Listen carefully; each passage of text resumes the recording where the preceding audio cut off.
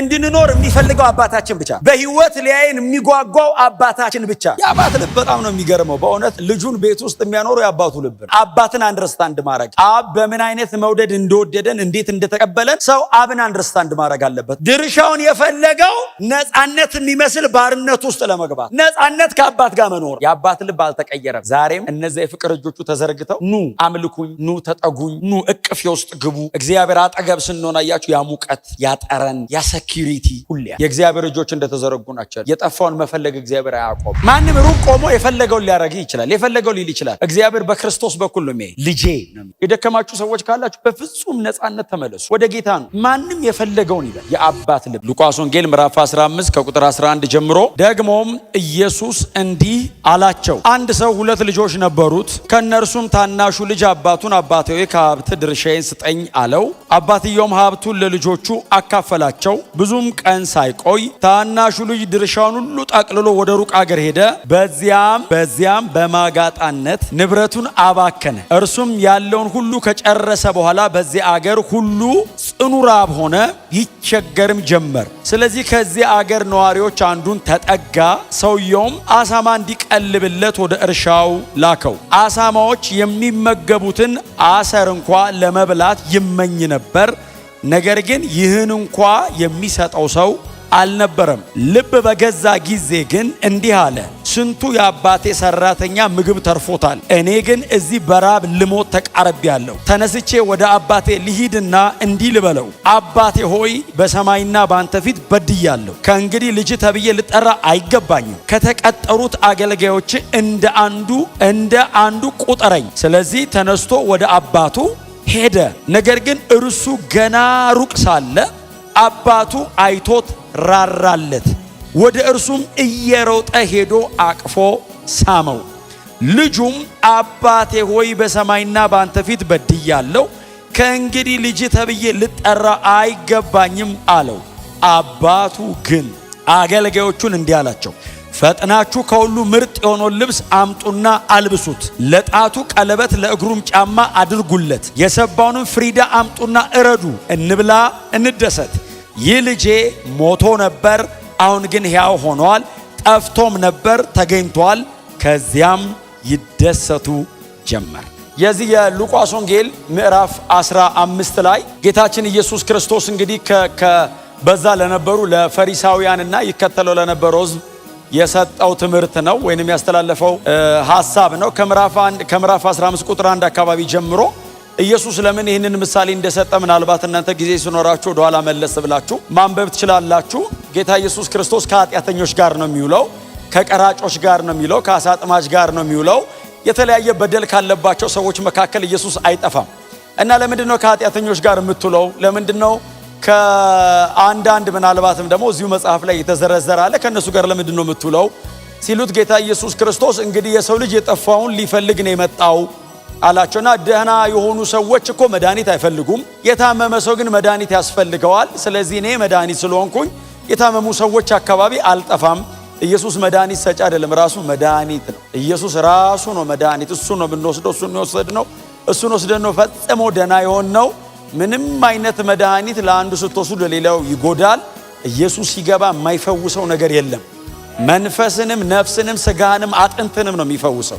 ኢየሱስ ሕይወት ላይ ሲገባ የማይነካው የማይፈውሰው በክርስቶስ ምክንያት ደህና የማይሆን ነገር የለም። በእውነት እርሱ መድኃኒታችን ነው። ታማሚዎች ስለነበርን ፈልገነዋል፣ ፈልጎን መጥቷል፣ ወስደኑ ድነናል። ክብር ለኢየሱስ ይሁን። እና ከናንተ መካከል አደል ያላቸው ከናንተ መካከል ምናልባት ደግሞ 100 በጎች የነበሩት ሰው ቢኖር 99 በጎቹ እያሉ አንድ በግ ቢጠፋበት 99ኙን ሜዳ ላይ ትቶ አንዱን ፍለጋ ማሄድ ከናንተ ማን ነው አላቸው። እናንተ እንኳን ሰው ስትሆኑ ለበጎች ይሄን ያለ የምትራሩ ከሆነ እግዚአብሔር ደግሞ ሰው ጠፍቶበታል። ስለዚህ ደና ነን የምትሉትን እናንተን ሰብስቦ እዚህ ጋር ያስቀምጣል። የጠፉበታሉ የኛ አይነቱ የጠፉበታሉ እነሱን ፍለጋ የሰው ልጅ ይሄዳል ወይንም ደግሞ ፍለጋ ይወጣል ብሎ ይሄንን ምሳሌ ነገራቸው። እንግዲህ ከላይ ወጣ ስትሉ የጠፋ ሳንቲም ፍለጋ ወይንም የጠፋው ድሪም ብለን የምንጠራው የጠፋውን ሳንቲም ፍለጋ ይነገራል። አሁን ደግሞ የሚነገረው የጠፋው ልጅ። እኔ በእውነት ዛሬ ስለጠፋው ልጅ አይደለም ብዙ የምናገረው፣ ግን የጠፋው ልጅ መናገር አይቀርም። አባትየው ነው የሚገርመኝ። የአባት ልብ የአባት ልብ በጣም ነው የሚገርመው። በእውነት ልጁን ቤት ውስጥ የሚያኖረው የአባቱ ልብ ነው እንጂ ልጁ የሰራው ስራ ሞት ነው የሚያስፈልገው። የአባት ልብ ነው የሚያኖረን። የአባት ልብና አባትን አንደርስታንድ ማድረግ አብ በምን አይነት መውደድ እንደወደደን እንዴት እንደተቀበለን ሰው አብን አንደርስታንድ ማድረግ አለበት። አባትን አንደርስታንድ ማድረግ አለበት። ቤት ውስጥ የመኖር አቅማችን፣ የመኖር ነፃነታችን፣ የመኖር ዋስትናችን የአብ ልብ ነው። የቤቱ ባለቤት፣ የቤቱ መሪ፣ የቤቱ ራስ የሆነው የእርሱ ልብ ነው። ክብር ለኢየሱስ ይሁን። እና በአንድ ሀገር አንድ ሰው ነበር ይላል አይደል? ሰውየው ባለጠጋ ነው።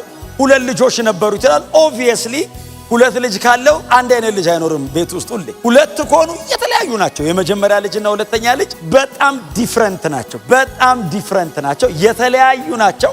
እና እዛም ቤት ያሉት 2 ልጆች ናቸው። በጣም የተለያዩ ናቸው። የኛ አይነት ናቸው። 2 ናቸው። 2ቱ ሁሉንም መወከል ይችላሉ ባይዘው። እና 2ቱ ልጆቹ እያሉ አንደኛው ትንሽ ልጅ ነው። በጣም ብዙ ጊዜ አስቸጋሪ። ትንሽየው ልጅ መጣና አባቴ አለው፣ አቤት ድርሻዬን ስጠኝ። ከመሬት ተነስቶ ድርሻዬን ካልሰጠኝ ሲለው አባት አልሰጥህም አላለው። እንካ አንተን ድርሻ አይደለም ያለው ባይዘው። ለሁለቱም ድርሻቸውን እኩል አካፈለ። አንተም ትልቅየው ድርሻ ይሄ ነው፣ አንተ ደግሞ ትንሽየው ድርሻ ይሄ ነው ብሎ ካካፈለ በኋላ ልጅየው ድርሻውን የጠየቀበት ምክንያት አለ ባይዘው። መጽሐፍ ሲናገር ብዙም ሳይቆይ ይላል። ታነባው አስተውላችሁ ከሆነ ድርሻውን የፈለገው ነፃነት የሚመስል ባርነት ውስጥ ለመግባት፣ ነፃነት ከአባት ጋር መኖር እና ነፃነቱን ለመግዛት አስቦ ነው እሱ ቤት ውስጥ ያለውን ያንን ሴኩሪቲ፣ ያንን በአባቱ ጥላ ስር ያለውን እያንዳንዱን ጥበቃ ልጅ ትንሽ ስለሆነ አንደርስታንድ አላረገውም። ያሰረው ነው የመሰለው፣ የገደበው ነው የመሰለው። ሴኩሪቲው አባቱ ስር ነው። እረፍቱ ያለው አባቱ ስር ነው። የሚከበረው የሚወደደውም አባቱ ስር ነው። ልጁ ግን አልመሰለው። የራሴ የሆነውን ነገር እፈልጋለሁ ብሎ ድርሻችንን ስጠን ሲለው ድርሻውን ሲሰጠው ብዙ ሳይቆይ ልጁ አባቱ የሰጠው ንብረት ይዞ ወደ ሌላ አገር፣ እንደውም ወደ ሩቅ አገር ነው ሄደ የሚለው። ሩቅ አገር ሄደ። ማድረግ የሚፈልገው ነገር አለ ልቡ ውስጥ። አዎ በእውነት ከእግዚአብሔር ቤት ወዴትም አንሄድም። ምናልባት በጣም ትንሽ ልቡ የኮበለለ ሰው ካለ ዛሬ በእውነት ከዚህ ሰው እንድንማር ጌታ ኢየሱስ ነግሮናል። እኛ ዋጋ እንዳንከፍል ዋጋ የከፈሉ አሉ ከፊት። በጣም ልጆች ስለሆንን እንታለላለን። በጣም ልጆች ስለሆንን ደጅ ያለው ነገር አንዳንዴ ያጓጓናል። ውሸት ነው፣ ጨለማ ነው፣ ሞት ነው። አልቲሜትሊ ደጅ ያለው ነገር የሚፈልገን ሊገለን ነው። እንድንኖር የሚፈልገው አባታችን ብቻ፣ በህይወት ሊያየን የሚጓጓው አባታችን ብቻ። ግን አያችሁ በፈቃድ ስለሆነ የሚያኖረው አልፈልግም አለ ልጅ። እምቢ ሲል አባት ማስገደድና ማስጨነቅ የሚችልበት ሌቭል አይደለም። ኦልሬዲ ይሄኛው ትንሹ ማሹር አድርጓል። ንብረት ማንቀሳቀስ ይችላል የሚል ደረጃ ደርሷል። ሩቅ ሀገር ሄደ ይልና ገንዘቡን አባከነው ይላል። በመጋጣነት ገንዘቡ ነው በተነው ይላል እና ጨረሰ ገንዘቡ። እሱ ገንዘቡን ሲጨርስ በዚያ ምድር ላይ ታላቅ ረሃብ መጣ ይላል። አንደኛ የሰው ሀገር ሰው ነው፣ በእንግድነት ነው ሄደው። አባቱ ጋር አይደለም፣ አጠገቡ የለም ሰው። ረሃብ ሆነ ይላል ምድሪቷ ላይ። በጣም ሲቸገር ከምድሩ ሰዎች መካከል አንደኛው ሰው የቤት ሄደና አስጠጋኝ፣ የምታዘኝን ስራ በሙሉ እሰራለሁ፣ እባክህ እንደው ትንሽ መጠለያ ካለች ሲለው፣ እንግዲያው እኔ ላንተ ያለኝ ስራ በህጉ የተከለከለ ነው አሉ። እሪያ ማርባት በህጋቸው የተከለከለ ነው። እዛ ላይ ዘሌዋውያን ላይ በተንቦ እስራኤላዊ አይፈቀደለትም። እና ሰውየው ና አለው፣ እባክህ አሰራኝ ሲለው እሪያ አለኝ አለው። እርሻ ሄድና እሪያዎችን ተንከባከባለሁ፣ መገባቸው፣ እጠባቸው። እሪያ ስታጠባስበዋል። እሪያ ጭቃ ውስጥ ነው የሚኖረው። ባይዘው የሚውለው እንዳይመስልህ ደስታው ጭቃ ነው። አየህ ደጅ እንዳትሄድ ማይጸዳ ነገር ነው መጣጣ። እሪያ ሜዳ፣ እሪያ እንዲህ አይወድም ንጹህ ነገር፣ እንደዚህ የሚያምር ነገር አይወድም። እሪያ ወለጭ አድርጋ አጥበው መታጠቡን መንጻቱን የማይወድ ኳሊቲ ላይፍ የማይወድ ቫሊዩ የማያረግ እንቁን በእሪያ መሃል የሚጥል እኮ ነው ያለው ኢየሱስ። ትዝ ይላችኋል። እሪያ እንቁ ባይዘው ቀይ እንቁ ስታረግለት ቫሊዩ የሚያደርገው ጭቃ ነው። ደጅ ያለው እንደሱ ነው፣ እንዳሞክሩት ነው እኮ ኢየሱስ። እስቲ አሜን በሉ። ከዛ ልጅየው ሄደ። እሪያ የእሪያ አሰር ይላል አይደል? እሪያ የሚበላውን ማለት እኮ ነው። እሪያ የሚበላውን እያበላ የመራቡ ልክ አማረው። እሪያው የሚበላውን መብላት አምሮት ግን ማን ይስጠው ይላል። አንተ እሪያ እያበላ ከዛ እንኳን እንዳይበላ ሲያበላ ተቆጣጣሪ ያለው አጠገቡ ቆሞ እንዳይጎርስ። ዓለም ምንም በነፃ የላትም። የምትሰጥ እያንዳንዱ ነገር ኮስት የምታደርገ ብርን እንዳይመስልህ ህይወትን ነው ኮስት የሚያደርግ። ምቾትን እንዳይመስልህ የሚከለክልህ ህይወትን ነው የሚወስድብህ። እያንዳንዷ ነገር ኮስት የምታደርገ ላይፍ ነው። እና ጌታ ኢየሱስ እንደሱ ምሳሌ እኮ እየሰጠ እኮ ነው። ከዛ ልጁ ወደ ልቡ ተመለሰ የሚል ቃል አለ። በጣም እግዚአብሔር የንስሐ ልቡ ላይ ነው የሚሰጠው። ወደ ልቡ ተመለሰ ልጁ። እንዴ አባት አለኝ አይደል? ታዲያ ምንድነው አባቴ ቤት ይሄዳል አለና እንደ ልጅ መሆን አልችልም። ለምን? የልጅነት መብቱን ያጣ መሰለው አይደል? የልጅ ንብረት የልጅ የሀፍ ወስዶ አሁን እሱ መመለስ ቢፈልግ አባትየው ና ተመለስ ቢለው ወንድምየው ራሱ ትንሽ የኔን ደግሞ እንደገና ሀፍ ይዞ ይሄዳል ብሎ። እግዚአብሔር ባለጠጋ ነው። ብር ወስደህበት አይጎልበትም። የሰጠህ ይበልጣል። ህይወት ሰጥቷል እግዚአብሔር። ገንዘብ ሰጥቶ በፍጹም የማይተካ ነገር ኦልሬዲ ሰጥቷል እግዚአብሔር። ጥላውን የሚፈልገው ባለጠጋና ደሃ ለማድረግ አይደለም፣ ህይወት ሰጥቶ። አየኔና እግዚአብሔር ቁርኝት ህይወት ነው፣ ትርፍ አይደለም። እግዚአብሔር ያዋጣኛል አያዋጣኝም እያለ አይኖርም ከኔ ጋር። ምንም ነገር ሲያደርግልኝ ልጄ ነው ብሎ ነው የሚያደርግልኝ። ምንም ነገር ሲያደርግልኝ አባቴ ነው እግዚአብሔር አሰሬ አይደለም። ምንም ነገር እግዚአብሔር ቢያደርግልህ ለአንተ ሲል ነው። ቢከለክልህ ቢሰጥህ ትሞታለህ ማለት ነው። ከሰጠህ ደግሞ ቢከለክልህ ታስቸግረዋለህ ማለት ነው። እንደ ኮሃናችን ነው የሚይዘን። አንዳንድ ልጅ ቤት ውስጥ በጣም ስማርት ነው፣ በተለይ ትንሽ ልጅ። ትልልቆቹ ብዙ ጊዜ ስትሬት ፎርዋርድ ነው። ደስ ካላላቸው ደስ አላላቸው። ትንንሾቹ ይወስዱባል። አይ ላቭ ዩ ዳዲ ብሎ ወስዶታል። የለም እጅ ላይ አይ ላቭ ዩ ብሎ ይዞት ሄዷል። አውት ስማርት ያደርገዋል። በቃ አትችላቸው። በየትኛውም አጋጣሚ ልብን ይዙታል። ትልቆቹስ ጄኒውን ሆነው ከፈለጉና ካልፈለጉ ያስታውቃሉ። ትንሾቹ አታውቀውም። ምን እንዳሰቡ የምታውቀው በኋላ። ትሪት የሚያደርገን እግዚአብሔር እኔ በምሰጠው አይደለም ለእኔ ባለው ነው። እስቲ አሜን በሏ። እግዚአብሔር መቼም እኔ እንደውም ብዙ ጊዜ የምሰጠው አንድ ምሳሌ አለ ስለ እግዚአብሔር ፍቅር ስናገር። አንዴ ቆይቷል ቤት ተኝቼ ክሪስ መጥቶ ዳሪ አብሬ ልተኛ አለኝ። ና ተኛ አልኩት። ተኛ አጠገብ ሲተኛ እንቅልፍ ይዞት እያየሁት አምኖኝ ነው የተኛው።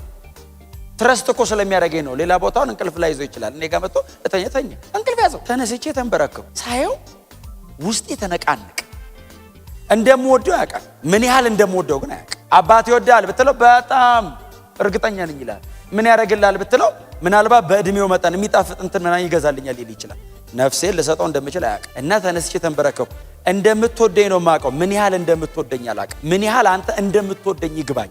የሴኩሪቲ ጥያቄ የማይኖረኝ ምን ያህል እንደሚወደኝ ሳቀ። አያችሁ፣ አባቴ ንብረቴን አንጣ ብሎ ይሄ ልጅ የሮጠው አባቱ ለሱ ያለው ልብ አንደርስታንድ ስላላረገ ነው። ልጁ የገባው መቼ ነው? ተመልሶ የመጣ ቀን።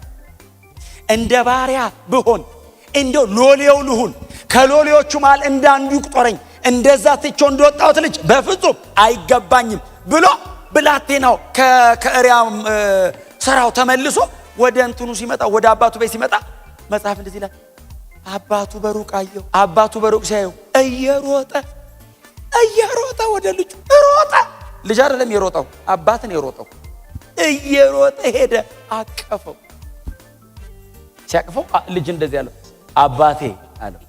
አቤት ሲለው አንተንና ሰማይን በድያለሁ አለው። ይሄ በደል አንተን ብቻ አይደለም እግዚአብሔርንም ነው። እንደዚህ አይነት በደል በድያለሁ። በቤት እንደ ልጅ ሳይሆን እንደ ባሪያ አርገኝ ሲለው አባት እንደዚህ ያለ አቅፎት። ባሪያና ልጅ የሚል ርዕስ የአባት ርዕስ አይደለም። አይ ልጅ ጋር ነው ያለው። ሪግሬት ጸጸት ውስጡ ስላለ እንጂ አባት ልጅ ባሪያ የማድረግ ፕሮግራም የለውም። ይመለስልኝ ነው። በእውነት በምንም አጋጣሚ ከእግዚአብሔር ሸሽቼ ሮጬ አምልጫለሁ የምትሉ ሰዎች ካላችሁ፣ አርነት መስሏችሁ ወደ ደጅ ሄዳችሁ ሰዎች ካላችሁ፣ ሞት ነው ያለው። የአባት ልብ አልተቀየረም። ዛሬም እነዚያ የፍቅር እጆቹ ተዘርግተው ኑ አምልኩኝ፣ ኑ ተጠጉኝ፣ ኑ እቅፌ ውስጥ ግቡ። እግዚአብሔር አጠገብ ስንሆን አያችሁ ያ ሙቀት፣ ያ ጠረን፣ ያ ሴኩሪቲ ሁሌ ያለ። የእግዚአብሔር እጆች እንደተዘረጉ ናቸው ያሉት። የጠፋውን መፈለግ እግዚአብሔር አያቆም። ያጣውን ልጅ ሁል ጊዜ ይጠራዋል። ደጅ ነው የሚያየው አባት ሁሌ። ተመልሶ ልክ ልጁ ደጅ ነው ማለት ነው። አባትየው ያለው አይደል ከሩቅ አዩ ይላል። ስለዚህ አባትየው ደጅ ነው ማለት ነው። ልቡም አይኑም ደጅ ነው ያለው። ሮጦ ሄዶ አቀፈውና እንደዚህ ያላቸው ጥሩ ልብስ አምጡ። ልጁ ልብሱ ተበላሽቷል። እሪያኗ ሲመግብ የከረመው አይ ጠረኑ ተበላሽቷል። ልብሱ ተቀዳዷል። ያ ከቤት የወጣው ልጅ አይደለም። ያ አባቱ የተንከባከበው የገረጣ ነው፣ የተበለሻሸ ነው፣ የቆሸሸ ልጅ ነው። ጥሩ ልብስ አምጡልኝ አለ። አጠቡት። ልብስ አለው። ጫማ አርጉልኝ አለ። ቀጥሎ ቀለበት አርጉለታል። ቀለበት ማለት ባይዘዌ በእነሱ ዘመን ማህተማቸው ያለው ቀለበታቸው የአባቱን ንብረት እንዲያስተዳድር የተመለሰ ቀን ባለመብት ነው። ይዤ ሄጄ አባክኛለሁ አለው። ለሱማ ዋጋ ከፈል ካለው ከእሪያ ጋር ከረረመ። አገኘሁ እኮ ምን መስለህ ነው ያገኘሁ አለ። ግን በተመለስክበት ቅጽበት ግን ልጄ ኢየሱስ ጌታ በመጣ ሞመንት ግን የኔ ልጅ ነው። ቀለበቴን አውልቀ ነው ሰጠኝ ሄድከው። ሌላ ነበር የፈለግከው። ና ይሄው እንካ ዛሬ ማዘጋጅቼን ያስቀመጥኩልህ አድርገው ቀለበቴን። ከዛ እንደዚህ ይላል አይደል አባት ልጄ ሞቶ ነበር፣ የለም ሄዶብኝ ሞቷል ብዬ ነበር፣ አለ በህይወት። ጠፍቶ ነበር ተገኘልኝ። ኗ እናመስግን፣ ድግስ እንደግስ። ፍሪዳ አረዱ ይላል እንግዲህ የሰባውን ታላቅየው ሲቀልብ የከረመውን በሬ አምጥተው አረዱ፣ እየዘመሩ እያመሰገኑ እያለ ትልቅየው መጣ ይላል። በወንድም ልብ እኮ አይኖርም፣ በአባት ልብ ነው የሚኖረው። ማን ያኖራል? አሳዳጅ ባለበት ዘመን ምን ይሰራል እዚህ ቤት? የቤቱ መሪ እንኳን አባት ሆነ። ጎናቸው ያለ ሰው በእግዚአብሔር ልብ ነው የምንኖረው በሉት። ወንድምየው መጣ ከደጅ። እኛ ቅድም እንዳመለክ እየተዘለለ ይዘመራል። ክብር ለአንተ እግዚአብሔር እያሉ ለምን ተመለሰ ሰው? እዚህ ታውቃላችሁ አይደል? በየቀኑ የሚድነው ሰው ብዛት። አንድ ቀን እኮ ተሰብስበን ስለዚህ ጉዳይ ብቻ ነው ማመስገን ያለብን።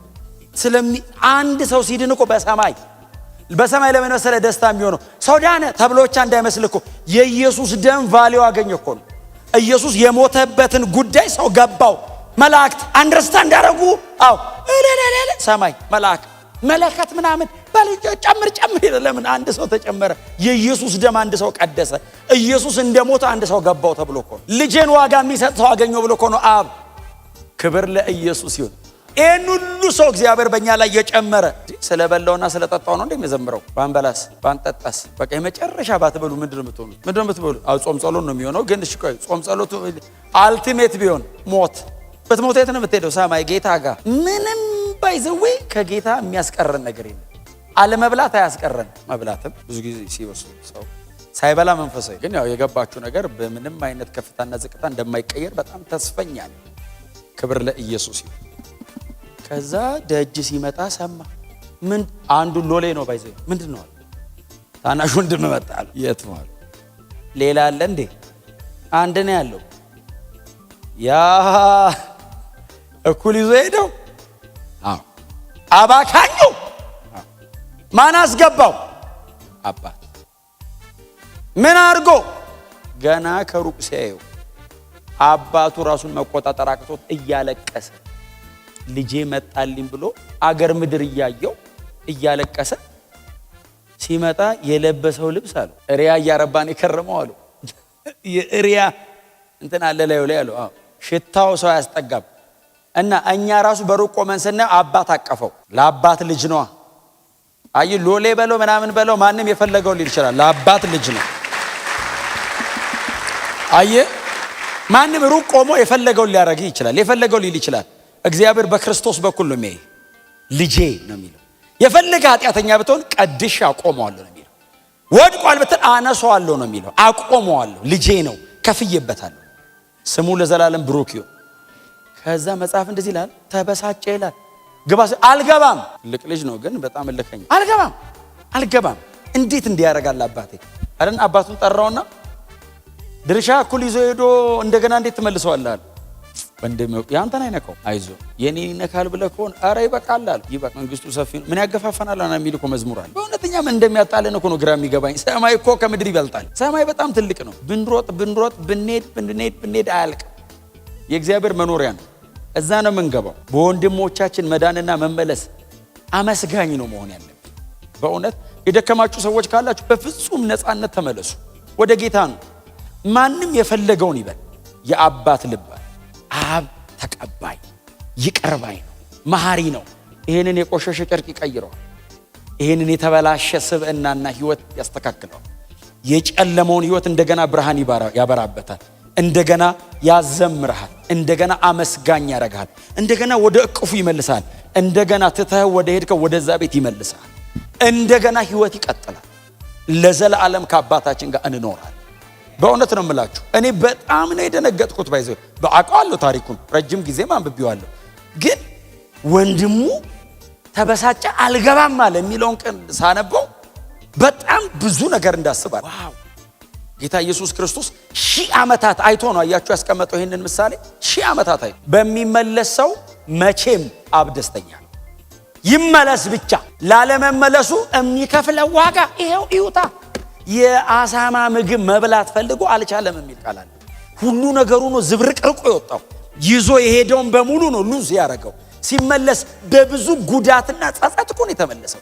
ቤቱ ውስጥ ከመጣ በኋላ እኮ የሄደው መንገድ እኮ ዋጋ አስከፍሎታል። እላዩ ላይ እኮ ምልክት እኮ አለው። አባት ግን በዛ መንገድ አይቀበለውም እንጂ ልጁ የከፈለው ዋጋ እኮ አለ። በጣም ዋጋ ከፍሏል። በጣም እግዚአብሔር ረድቶት ሳይሞት ተመለሰ እንጂ በዛ ቢቀርስ የመመለስ ልብ አይኖሮስ? በምንም አጋጣሚ ውስጥ ሆኑ ተመለሱ። ኑ ወደ ጌታ፣ ኑ ወደዚህ ጌታ። በእውነት በገንዘብ ብዛት፣ በስልጣን፣ በምንም አይነት መንገድ የማይገኝ ልጅነት እግዚአብሔር ጋር ብቻ ነው። ወዳጆቼ በእውነት ሞኝ ነበር ልጇ፣ አያስተውል። ብዙ ብር ይዞ የሚኖር መስሎታል። የአባት ፍቅር ነው። ሰው ሲከበው ግርግር ሲፈጠር ያለ አንተ ማን አለ ምናምን ሲሉት ውሸት ነው። የአባት ፊት ብቻ ነው የማይቀየር። ማንም ሰው ይለወጣል። ማንም ሰው ነገ ትቶ ሊሄድ ይችላል። አጠገብ የለውም ሊል ይችላል። አይኑ አባት ሁሌ ከነ የማይቀየር እግዚአብሔር። ክብር ለኢየሱስ ይሁን።